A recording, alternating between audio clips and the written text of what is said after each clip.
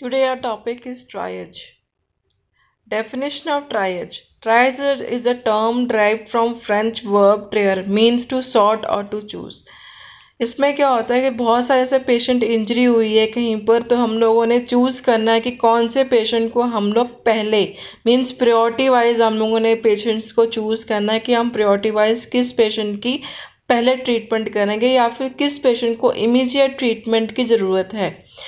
For example disaster हो गया, जैसे अर्थक्वेक आ गया, बिल्डिंग के नीचे पेशेंट्स दब गए हैं बहुत सारे लोग, तो हम लोग क्या करेंगे, हम चूज़ करेंगे किस बंदे को या किस इंडिविजुअल को हमने पहले ट्रीटमेंट देनी, किस पेशेंट को या इंडिविजुअल को हम लोगों ने पहले इमीडिएट ट्रीटमेंट की ज़रूरत है, किसको बाद में ट्रीटमेंट की ज़रूरत है। इसको माइनर इंजरी हुई होगी, हम उसको माइनर बाद में देंगे ट्रीटमेंट, तो वो हम लोग क्या है इसमें चूज़ करते हैं। It is a process by which patient classified according to the type and urgency of their condition to get the right patient to the right place at the right time with the right care provider. मतलब क्या है, जैसे मैंने आप पहले बताया कि किस पेशेंट को अर्जेंसी है, जिसको हम लोग हमें राइट पेशेंट चूज़ करना है। राइट प्लेस मतलब कहाँ पर इंजरी हुई है वो हमने देखना है। राइट प्लेस मतलब कहाँ पर हमें पहले उस पेशेंट को लेके जाना है वो हमने देखना है। राइट टाइम में अगर हमने सही पेशेंट को राइट टाइम में जिसको इमीडिएट ट्रीटमेंट की ज़रूरत है, अगर हमने उसी वक्त उसको ट्रीटमेंट दे दी तो वो राइट टाइम होगा।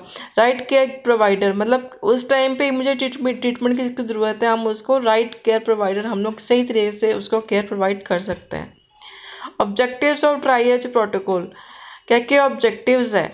आइडेंटिफाई द पेशेंट, हमें आइडेंटिफाई करना है किसको इमीडिएट ट्रीटमेंट में चाहिए, किसको बाद में ट्रीटमेंट चाहिए, किसी को अभी अभी ट्रीटमेंट की ज़रूरत नहीं है, तो वो हम लोगों ने आइडेंटिफाई करना है पेशेंट को। Identify the priority of the patient need for the medical treatment and transport from the emergency scenes.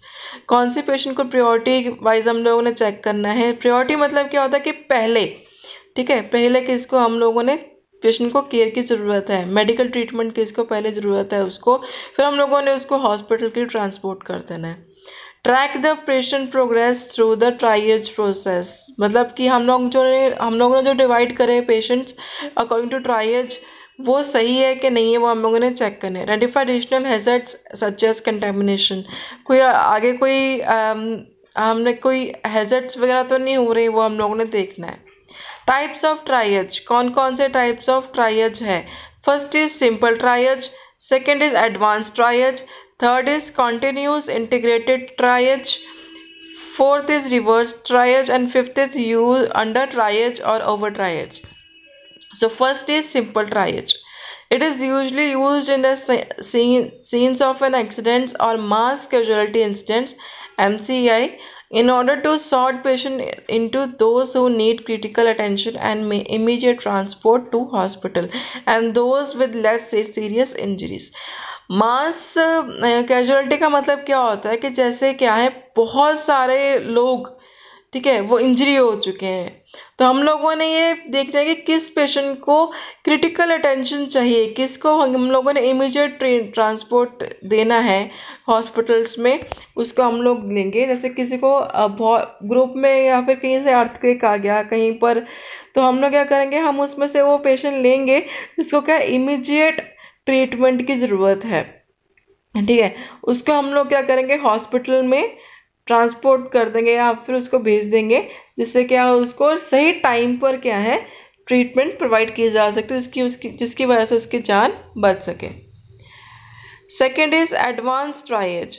In advanced triage, doctors and specially trained nurses may decide that some seriously injured people should not receive advanced care because they are unlikely to survive, in order to increase the chances for others with higher likelihood.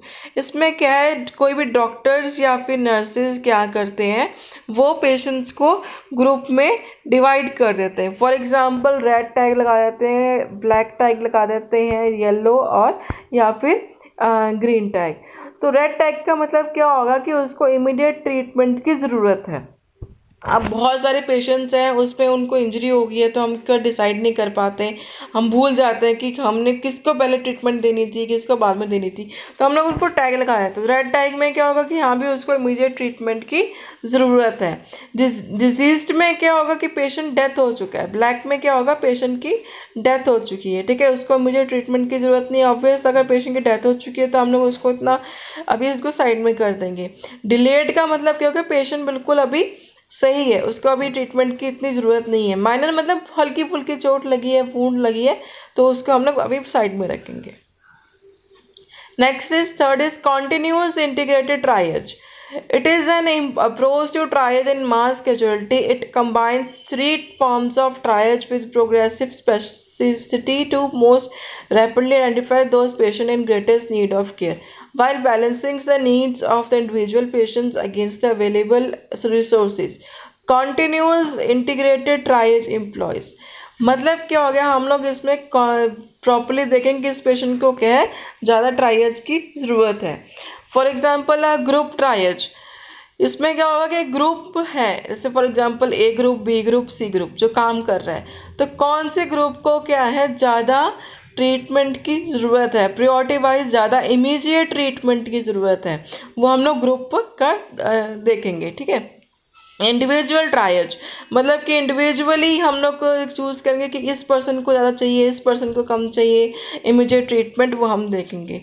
Hospital triage मतलब कि hospital में कोई disaster हो चुका है तो हम लोग कौन से पेशेंट को हॉस्पिटल वाइज करेंगे या फिर कौन से पेशेंट को हम लोग हॉस्पिटल जाना पहले भेजना चाहिए for immediate treatment. Fourth is reverse triage.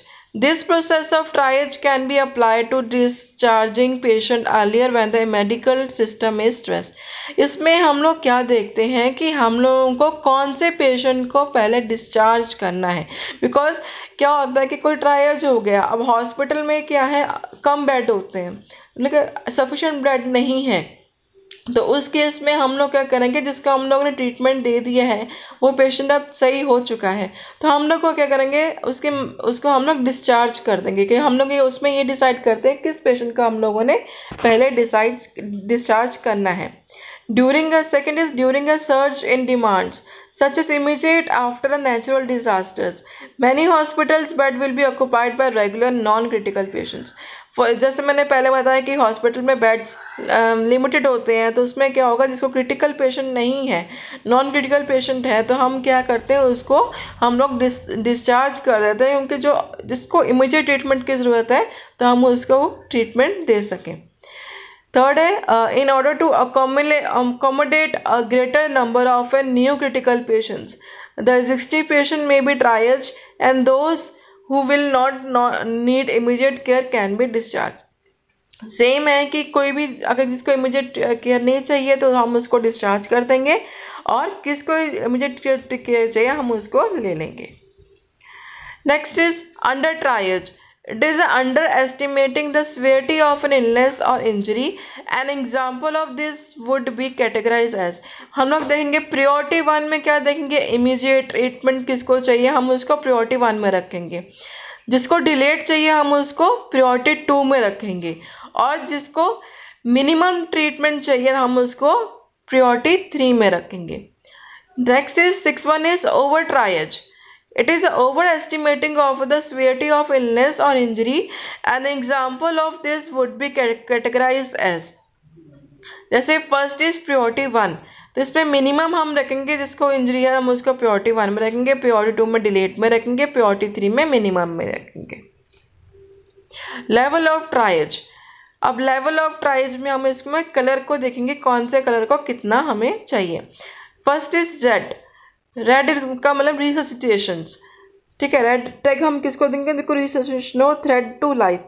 Time of assessment immediate, characterize obstructed area airway मतलब क्या होगा कि उसको बिल्कुल भी सांस नहीं आ रही क्योंकि उसका और एयरवे क्या ऑब्स्ट्रक्ट है। फॉर एग्जाम्पल किसी को चोट लगी है एक्सीडेंट हो गया है तो क्या है उसके गले में कुछ ऐसी चीज़ फंस गई जिसकी वजह से उसका एयरवे क्या है ऑब्स्ट्रक्ट हो गया। SpO2 क्या है लेस देन, SpO2 क्या है लेस देन 80 है, ठीक है। SpO2 क्या होता है, पेरिफेरल कैपिलरी ऑक्सीजन सैचुरेशन होता है। इसमें क्या होता है, एस्टिमेट कितना ब्लड क्या है ऑक्सीजन कैरी कर रहा है, estimate of amount of oxygen in blood, मतलब कितना ब्लड क्या है ऑक्सीजन कैरी कर रहा है। तो वो हम देखेंगे। रेस्पिरेटरी रेट क्या है, अगर ग्रेटर देन 35 है और लेस देन 3 है। हार्ट रेट क्या है, ग्रेटर देन 130 है, या बीपी जो सिस्टोल है वो क्या है, लेस देन 80 है। जीएस क्या होता है, ग्लासगो कोमा स्केल, वो हम आगे पढ़ेंगे, ठीक है। वो कितना है, 8 है, लेस देन 8 है। एग्जाम्पल कौन कौन से पेशेंट्स का हम लोग क्या है रेड में लेंगे, जैसे कार्डिक एंड रेस्पिरेटरी अरेस्ट हो गया किसी पेशेंट को, मेजर ट्रॉमा, बहुत ज़्यादा ट्रॉमा हो चुका है, इंजरी हो चुकी है, तब एक्टिव सीजर्स, बहुत ज़्यादा सीजर्स आ रहे हैं, फिट्स पड़ रहे हैं, या फिर पेशेंट शॉक में जा रहा है या फिर कॉमा स्टेज में जा रहा है, तब हम करेंगे। स्टेटिक एस्थमेटिक्स मतलब क्या है कि वो अभी एस्थमा अक्यूट और सीवियर उसको एस्थमा हुआ है अभी रिसेंटली, ठीक है। तो हम उस पेशेंट्स को, ये कुछ एग्जांपल्स हैं जिसको हम लोग क्या है रेड जोन में रखेंगे। Next is Glasgow coma scale, जैसे हमने अभी देखा था ग्लासगो कोमा स्केल अगर लेस देन हो जाए 8 तो हम लोग देंगे। अब ये कैसे पता चलेगा उसका लेस देन 8 हो गया, तो उसमें हम लोग क्या है इसको डिवाइड करते हैं ऐसे बिहेवियर में, ठीक है। इसके 3 पार्ट में हम डिवाइड करते हैं, आई ओपनिंग रिस्पॉन्स, वर्बल रिस्पॉन्स और मोटर रिस्पॉन्स, ठीक है। टोटल स्कोर्स के क्या होते हैं, बेस्ट स्कोर्स 15 होता है, और फिर उसके बाद में कॉमा जो स्टेज होता है वो लेस देन 8 होता है, अनरिस्पॉन्सिव होता है 3। तो रिस्पॉन्स में क्या होगा, जैसे आई ओपनिंग रिस्पॉन्स है, अगर हम उससे पेशेंट को कुछ भी बोलते हैं वो हमें स्पॉन्टेनियसली रिस्पॉन्स करता है थ्रू आइज़, तो क्या करेंगे हम उसको 4 में रखेंगे। हम उसको बोलते हैं तो वो क्या करता है, रिस्पॉन्स करता है, हम उसको कहते हैं कि आँख अपनी आइज़ ब्लिंक करो अगर आपको समझ में आ रहा है। अगर वो हमारी कमांड को फॉलो करता है, अपनी आइज़ ब्लिंक करता है, तो हम उसको 3 में रखेंगे। अगर वो सिर्फ कोई रिस्पॉन्स नहीं कर रहा, हमारे बोलने पे कोई रिस्पॉन्स नहीं कर रहा और हमारे कहने पे कोई कमांड नहीं फॉलो कर रहा है, फिर हम उसको पिंच कर रहे हैं, ठीक है, फिर वो रिस्पॉन्स कर रहे हैं, तो हम लोग उसको 2 में रखेंगे। अगर वो हमने उसको बोला, उसको कमांड भी करी, उसने कोई रिस्पॉन्स नहीं किया, पेन भी किया, उसको पिंच भी किया, तब भी उसने कोई रिस्पॉन्स नहीं किया, तो हम लोग उसको 1 कैटेगरी में रखेंगे। वर्बल रिस्पॉन्स में क्या करेंगे, oriented to time, person and place. हम उससे पूछेंगे आप कहाँ हो, आपको पता है, आपका टाइम पूछेंगे क्या टाइम हो रहा है, प्लेस कहाँ पर हो, आपका नाम क्या है। अगर वो हमें रिस्पॉन्स करता है तो हम लोग 5 में रखेंगे। कन्फ्यूज्ड मतलब उसको पता ही नहीं है वो कौन सा बंदा है या किस प्लेस पे है, तो हम उसको 4 में रखेंगे। इनएप्रोप्रिएट वर्ड्स मतलब कि वो बोलना चाह रहा है लेकिन उसके वर्ड्स मैच नहीं कर रहे हैं, वो बिल्कुल प्रॉपर्ली हमें समझा नहीं पा रहा अपनी बात, तो हम लोग उसको 3 में रखेंगे। इनकॉम्प्रिहेंसिव साउंड्स मतलब क्या है, कभी उसकी साउंड एकदम ज़ोर से हो रही है, हाँ कभी कम हो रही है, कभी वो हमें इनकॉम्प्रिहेंसिव साउंड्स हो रही हैं, तो हम उसको 2 में रखेंगे। हमने उसको पूछा कुछ लेकिन वो बिल्कुल भी हमें रिस्पॉन्स नहीं कर पाया, तो हम उसको 1 में रखेंगे। मोटर रिस्पॉन्स मतलब क्या, मूवमेंट्स। अगर हमने उसको बोला कि आप चलो यहाँ से वहाँ चल के दिखाओ हमें, और वो आपकी कमांड्स को फॉलो कर रहा है, तो हम उसको 6 में रखेंगे। उसके बाद में अगर मूव टू लोकलाइज्ड पेन मतलब हम उसको पूछ रहे हैं कि आपको पेन कहाँ पर हो रही है, तो वो अपना हाथ रख के बता रहा है हमें, तो हम उसको 5 में रखेंगे। Flex to withdraw from pain मतलब क्या है कि पेन जैसे हम उसको टच कर रहे हैं, हम उसको बोल रहे हैं कि आप अपना हाथ मोड़ो, तो वो फ्लेक्स कर रहा है उस हाथ को, तो हम उसको 4 में रखेंगे। एबनॉर्मल फ्लेक्शन मतलब क्या, अपने आप ही उसके हाथ या कोई भी फ्लेक्शन एबनॉर्मलिटी से हो रही है, तो हम उसको 3 में रखेंगे। एबनॉर्मल एक्सटेंशन हो रही है, तो हम उसको 2 में रखेंगे। और हमारे कोई कमांड नहीं मांग रहा, कोई फ्लेक्शन नहीं हो रही है, कोई मूवमेंट्स नहीं हो रही है, तो हम उसको 1 में रखेंगे। अब जितने भी हैं पॉइंट्स, जैसे आई ओपनिंग रिस्पॉन्स है, वर्बल रिस्पॉन्स है, मोटर रिस्पॉन्स है, जब 4 3 2 1 जो भी रिस्पॉन्स तुम्हारा आया है, हम उसको से फॉर एग्जांपल अगर वर्बल आई ओपनिंग में आपका 4 आया है और वर्बल रिस्पॉन्स में आपका 5 आया है, मोटर रिस्पॉन्स में 6 आया है, तो हम लोग कहेंगे इन सबको क्या है 4 5 6 को टोटल कर देंगे। जो हमारा स्कोर आएगा हम उसको इवैल्यूएट करेंगे कि उसका ग्लासगो कोमा स्केल कितना है। ऑरेंज ये एमरजेंट होते हैं, पोटेंशियल थ्रेट टू लाइफ। इसमें क्या होता है कि हम पेशेंट को, जैसे पेशेंट की जान को अभी खतरा है, तो हम उसको ऑरेंज में रख देंगे। रेक्टेसाइज थ्रेड एंड एयरवे, जैसे SpO2 उसका 80 to 89 है, रेस्पिरेटरी रेट है 131 to 38, हार्ट रेट है ग्रेटर देन 40, और BP सिस्टोल जो है उसका 80 या 89 है। ग्लासगो कोमा स्केल जो मैंने आपको अभी समझाया है वो 9 to 12 है, और TP है ग्रेटर देन 40 और लेस देन 32। अब इसमें कौन कौन सी कैटेगरी एग्जांपल्स क्या क्या हैं आपके, ये कुछ एग्जांपल्स हैं जो आपको थोड़ा समझाने में हेल्पफुल करेंगे कौन से रेड में होने चाहिए, कौन से ऑरेंज में होना चाहिए। अब इसमें ऑरेंज में एग्जांपल क्या है, डिक्रीज लेवल ऑफ कॉन्शियसनेस, मतलब क्या है उसका जो कॉन्शियस लेवल है वो डिक्रीज हो रहा है, ठीक है। स्वेयर रेस्पिरेटरी डिस्ट्रेस, उसको सांस आने में दिक्कत हो रही है पेशेंट को। Chest pain with cardiac suspensions, मतलब कि उसको चेस्ट पेन हो रही है, कार्डिक में हो रही चेस्ट पेन, बहुत ज़्यादा चेस्ट पेन हो रही है, उसको लग रहा है कि उसके लेफ्ट साइड पे जा रही है, तो हम लोग ले सकते हैं। स्वेयर एब्डोमिनल पेन, उसके पेट में बहुत इंजरी हो रही है या फिर उसको बहुत पेन हो रहा है। GI bleeding with abnormal vital science, उसको GI ब्लीडिंग हो रही है और उसके जो वाइटल साइंस है जैसे टेम्परेचर, पल्स, रेस्पिरेशन, वो क्या है, BP वगैरह वो क्या है, कम एबनॉर्मल हो रहे हैं। केमिकल एक्सपोजर टू आई, ठीक है, वो बिल्कुल भी अपनी आई ओपन नहीं कर पा रहा है। Third is yellow. अब येलो में हम किसको लेंगे, जिसको लेस अर्जेंट है, अब इसको इतनी ज़रूरत नहीं है, पेशेंट को अपने आप स्टेबल कर सकता है थोड़ा बहुत। कंडीशन विद सिग्निफिकेंट डिस्ट्रेस, इसमें क्या क्या आ सकता है, इसे SpO2 है 90 to 94 है, रेस्पिरेटरी रेट 26 to 30 है, हार्ट रेट 111 to 120 है या 40 और 49 है, GS कितना है उसका 14 आ रहा है, तो TP कितना आ रहा है उसका 38.1 to 40 या 32 to 34। अब इसके एग्जाम्पल कैसे आ रही है, जैसे head injury without decrease of LOC, LOC मतलब क्या होता है, level of consciousness, but with vomiting. Patient को हेड इंजरी हुई है लेकिन वो बिल्कुल होश में है और लेकिन उसको वॉमिटिंग हो रही है। Mild to moderate respiration distress, मतलब उसका सांस आने में दिक्कत हो रही है लेकिन वो फिर भी सांस ले पा रहा है, मतलब उसको अपने आप को स्टेबल कर पा रहा है patient. GI bleed not actively bleed. Acute साइकोसिस, मतलब क्या है कि थोड़ा बहुत वो कंफ्यूज है या फिर आपके कमांड फॉलो नहीं कर पा रहा है एक्यूटली, ठीक है, तो हम उसको लेंगे।